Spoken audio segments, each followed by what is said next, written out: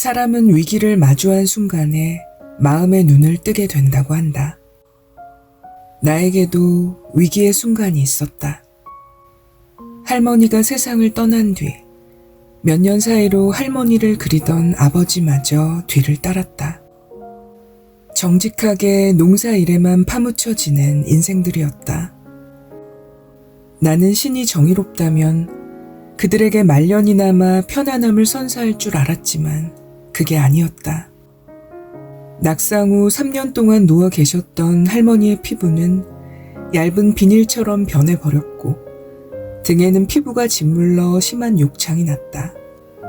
아버지도 말년에 시도 때도 없이 콧물과 침을 질질 흘리셨고 대소변도 맘대로 못 보는 고통을 맞았다. 고통을 지켜보는 것 자체도 고통이었다. 신은 왜 그런 고통을 만들어냈을까? 머릿속이 온통 고통으로 가득 차오르니 내 몸에도 마침내 이상이 찾아왔다. 체중이 갑자기 크게 줄고 머리털도 한 움큼씩 쑥쑥 빠져나갔다. 시도 때도 없이 가슴이 방망이질을 해댔다. 지하철역 바닥에 앉아 구걸하는 사람들을 보면 나도 모르게 눈물이 고였다. 만나는 사람들마다 어디 아픈 데 있어요? 하고 물었다.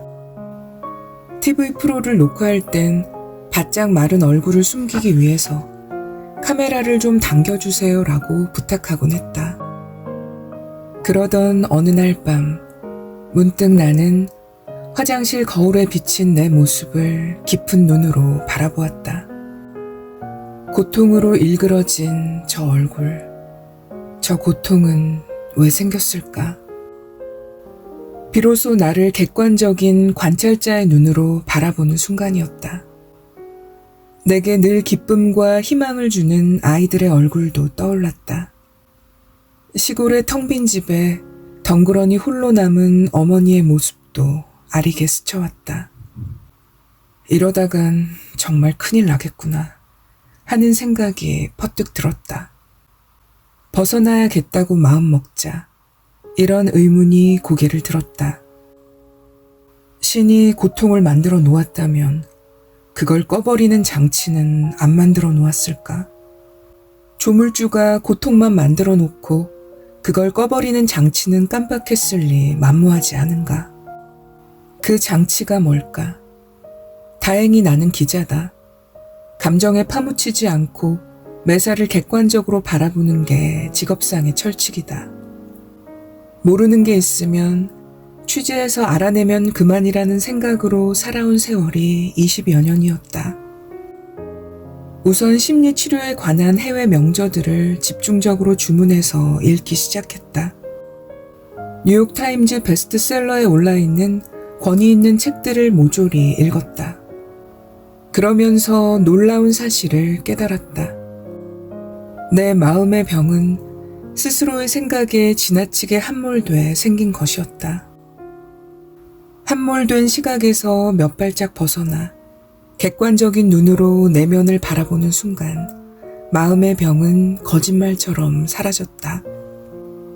그러자 마음이 맑아지기 전에는 보지 못했던 것들이 보이기 시작했다. 파고들수록 새로운 사실이 드러나는 정신세계가 너무나 신기했다. 특히 책을 통해 양자 물리학의 세계적인 권위자들을 만날 때 느끼는 감정은 경외감 그 자체였다. 밤마다 명상을 하며 조용히 산책하는 혼자만의 시간도 더없이 즐거웠다.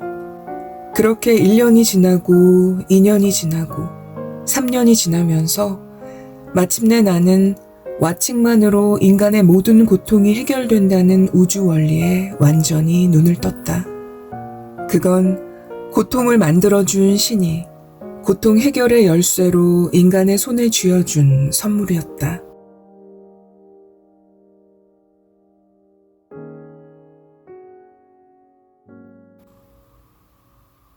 나를 타인처럼 바라보면 완전히 바뀐다. 오하이오 주립대학의 리비 교수가 실시한 실험이 있다. 그는 2004년 대선을 하루 앞두고 대학생 146명을 두 그룹으로 나눴다. 그리고 A그룹 대학생들에게 주문했다. 내일 투표장에서 여러분이 투표하는 모습을 각기 1인칭으로 떠올려 보세요. 즉, 나는 투표 용지에 후보를 찍고 있어 와 같은 식으로 1인칭인 나의 시각으로 내 모습을 상상하라는 것이었다. 학생들은 시키는 대로 눈을 감고 자신들이 투표장에 걸어 들어가 투표 용지에 후보를 선택하는 장면을 각기 자유롭게 상상해 보았다. 몇 초씩 반복해서 상상하든 몇 분간 지속적으로 상상하든 그건 자유였다. B그룹 학생에게도 그런 방식으로 자유롭게 상상하도록 했다. 단지 3인칭의 시각으로 상상하도록 한 것만 달랐다. 여러분이 투표하는 모습을 저 사람은 투표 용지에 후보를 찍고 있어 라는 식으로 떠올려 바라보세요. 자신을 남으로 보는 겁니다. 이튿날 두 그룹에는 어떤 차이가 나타났을까? 자신이 투표하는 모습을 1인칭의 시각으로 상상한 학생들은 72%가 투표했지만 3인칭의 시각으로 상상한 학생들은 무려 90%나 투표장에 갔다.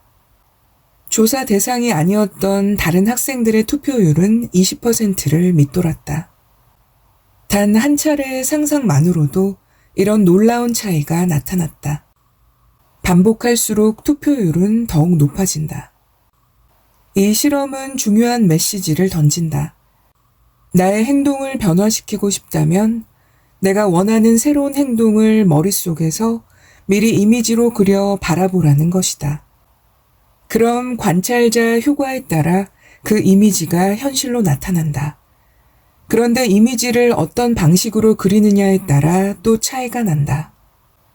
나를 나라고 상상하는 것보다 나를 남이라고 상상하는 게 훨씬 성공률이 높다. 왜 이런 차이가 날까? 나의 눈으로 나를 바라보면 나의 감정에 휘말려 들어 나를 객관적으로 바라보지 못한다. 그럼 선명한 이미지 형성에 방해가 된다. 하지만 나를 남이라고 상상하면 나를 객관적으로 바라볼 수 있어 이미지가 더 선명해진다. 이미지가 선명할수록 제대로 바라보게 되고 현실로 나타날 가능성은 그만큼 더 높아진다. 리비 교수는 이렇게 설명한다. 잠재의식에 새겨진 뿌리 깊은 습관은 잠재의식이 바뀌지 않는 한 고쳐지지 않습니다. 의지력에는 한계가 있죠. 머릿속에 그린 이미지를 제3자의 눈으로 객관화하면 우리 잠재의식은 이를 당연히 받아들여 믿게 되고 이렇게 믿음의 강도가 높아지면 분명한 현실로 나타나는 것이다. 상상 속에 청중을 등장시켜라. 한 남학생은 발표할 때만 되면 좌불안석이었다. 연신 헛기침을 해대고 손을 비비적거렸다. 연단에 나가서도 벌건 얼굴로 더듬거리기 일쑤였다. 그러니 의사 전달이 제대로 될 리 없었다. 그 모습을 보고 있자니 불현듯 내가 무대 공포증에 떨던 순간이 떠올랐다. 방송국에 들어가 10여 년쯤 됐던 때였다. 어느 날 보도국장이 찾았다. 바쁘지? 다음 주부터 저녁 뉴스 프로를 강화할 계획이네. 자네가 앵커 좀 맡아줘. 당시 나는 정치부 기자로 총리실 취재를 담당하고 있었다. 사실 그 일만으로도 바빴다. 하지만 새로운 경험을 해보는 것도 기회라고 생각했다. 하지만 막상 방송할 날이 바짝 다가오자 나도 모르게 떨리기 시작했다. 바로 전날 밤에는 잠을 못 이루고 뒤척거렸다. 생방송을 하다가 말을 더듬기라도 하면 무슨 망신이지? 방송 사고라도 나면 어떡하지?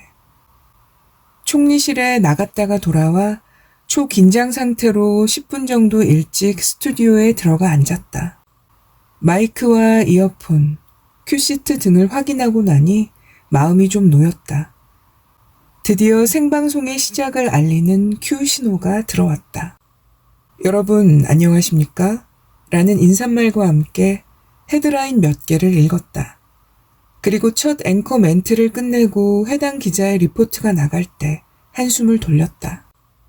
그러고 나니 긴장도가 확 떨어졌다. 그 다음부터는 쉬었다. 그때 느낀 건 역시 한번 해보고 나면 안 떨린다는 사실이었다. 방송 시작 전 내가 그토록 떨렸던 건 어떤 상황에서 어떤 말을 해야 할지 한 번도 해보지 않았기 때문이었다. 한번 해보고 나면 왜 안 떨릴까? 그건 내가 어떤 상황에서 어떤 말을 해야 할지 분명하고 선명한 이미지가 그려지기 때문이다. 즉, 미래의 행동이 선명한 이미지로 그려질수록 떨리지 않게 되고 자신감을 갖게 되는 것이다. 선명한 이미지는 완벽한 리허설이 만들어낸다. 세계적인 명연설가였던 미국의 존 F 케네디 대통령은 대중연설이 계획된 전날은 잠자리에 들기 전 반드시 상상 속에서 연설을 하곤 했다. 머릿속으로 연단에 올라선 자신의 모습을 떠올리면서 약 10분 동안 연설 내용을 쭉 훑어보는 것이었다. 연설 내용뿐 아니라 연설 속의 상황도 세세하게 그렸다. 청중들이 환호하는 모습, 자신이 취해야 할 제스처, 미소, 목소리 톤까지 구체적으로 그렸다. 이것을 지겹다는 생각이 들 정도로 연습하고 나면 떨리는 마음은 멀찌감치 달아나고 어서 빨리 연단에 서고 싶어 안달이 나기 마련이었다. 여기서 특이한 점은 그는 상상 속에 반드시 청중을 등장시켰다는 점이다. 캐나다 요크 대학의 베스케스 교수는 상상 속의 청중이 어떤 차이를 만들어내는지 실험해 보았다. 그는 대학생들에게 이렇게 말했다. 오늘은 3분씩 자유 연설할 시간을 주겠습니다. 각자 마음속으로 연설 리허설을 해보세요. 그는 학생들을 두 그룹으로 나눴다. A 그룹에는 이렇게 말했다. 자신의 모습을 1인칭으로 바라보며 리허설 하세요. 즉, 자신을 나의 시각으로 보는 겁니다. 반면 B 그룹에게는 자신을 3인칭으로 바라보라고 했다. 자신을 청중과 함께 남으로 바라보는 장면을 상상해 보세요. 여러분 스스로도 청중이 되는 겁니다. 연설 리허설이 끝난 뒤 학생들에게 물었다. 자, 리허설이 끝났죠? 여러분은 이제 얼마나 성공적으로 연설을 할 수 있을까요? 성공에 대한 자신감을 1에서 10점까지의 점수로 매겨보세요. 1인칭의 눈으로 자신의 리허설을 바라본 A그룹은 평균 5점 정도의 자신감을 보였다. 반면 청중과 함께 자신의 리허설을 남의 눈으로 객관화시켜 바라본 B그룹은 평균 9점이 넘었다. 다수의 청중들로 하여금 자신의 리허설을 바라보도록 하면 왜 이처럼 자신감이 껑충 뛰어오를까? 베스케스 교수의 분석은 이렇다. 한 사람이 한 가지를 바라볼 때 변화가 일어난다면 여러 사람이 한꺼번에 바라볼 땐 더 큰 변화가 일어나는 건 당연합니다. 지켜보는 사람들이 많아질수록 자신을 더욱더 객관적으로 바라볼 수 있습니다. 이 실험 결과는 2008년 베이징 올림픽에 참가했던 미국 올림픽 선수들의 심상화 훈련에 그대로 활용됐다. 말기 암을 완치한 할머니의 기도. 내가 담당하는 해외 정보 TV 프로인 지구촌 리포트에는 보통 사람들의 기적 같은 실제 사례들이 많이 소개된다. 얼마 전에는 관찰자 효과로 온몸에 퍼졌던 암세포를 일주일 만에 말끔히 털어버린 말기암 환자의 이야기를 방송했다. 71세인 하이벨 씨가 그 주인공이다. 그녀는 6년 전 의사로부터 청천벽력 같은 선고를 받았다. 식도암이 간, 폐, 척추, 흉골 등 온몸에 이미 다 퍼져버렸네요. 어떤 치료를 받더라도 소용없습니다. 집에 가셔서 그냥 편히 쉬세요. 죽을 날만 기다리라는 얘기였다. 의사는 그러면서 방사선과 화학치료를 받으면 암의 진행 속도가 늦춰져서 잘하면 6개월 정도 살 수 있을 거라고 말해주었다. 하지만 그녀는 나을 수 있다는 믿음을 버리지 않았다. 때마침 한 친구가 실로스 신부 이야기를 해주면서 그를 떠올리며 함께 기도해보자고 했다. 실로스는 19세기 미국 메릴랜드 주에서 활동했던 신부로 성자의 전 단계인 복자로 추대됐을 만큼 추앙받는 인물이었다. 지푸라기라도 잡고 싶었던 그녀는 곧장 9일 기도에 들어갔다. 신부의 뼈 조각이 담긴 목걸이도 줄곧 몸에 지니고 다녔다.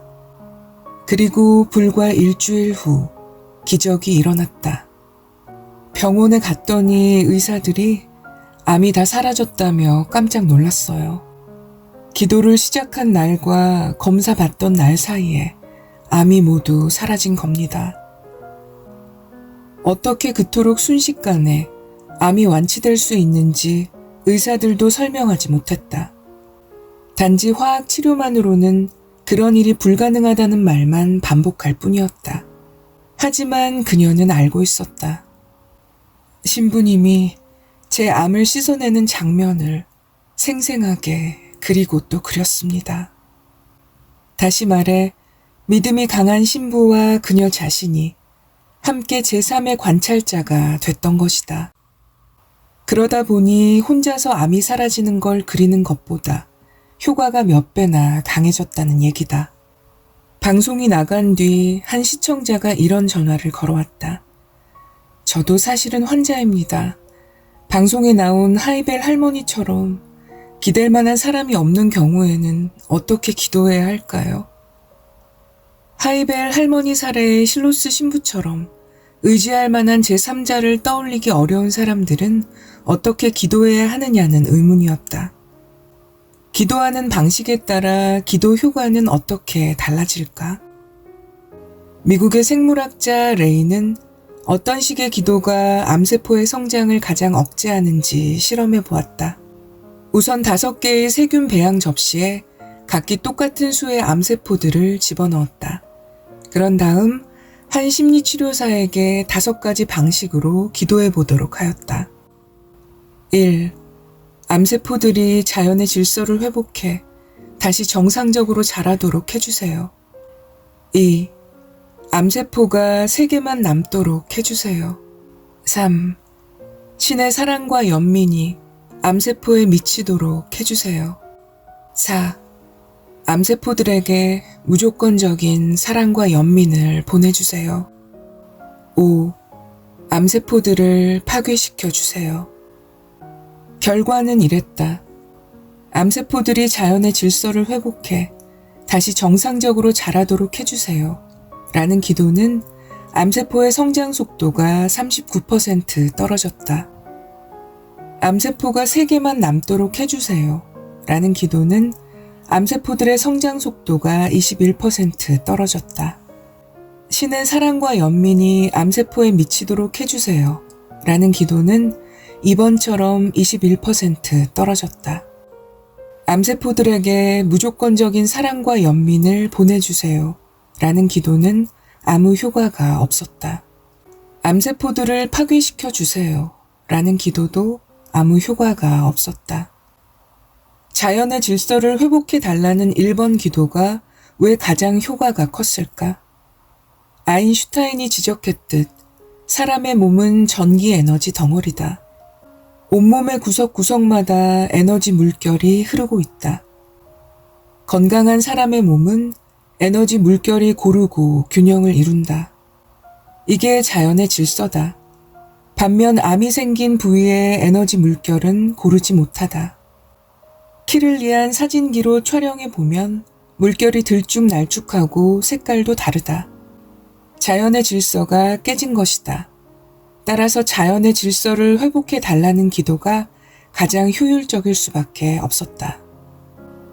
레인의 실험 결과가 말해주는 또 다른 사실은 암세포들도 사람처럼 부정적 메시지보다는 긍정적 메시지에 훨씬 더 적극적으로 반응한다는 것이다.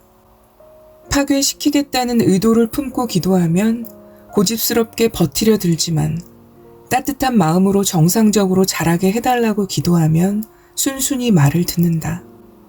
또한 똑같이 사랑과 연민을 보내달라고 기도하더라도 신을 명시하는 것과 않는 것과는 큰 차이가 벌어졌다.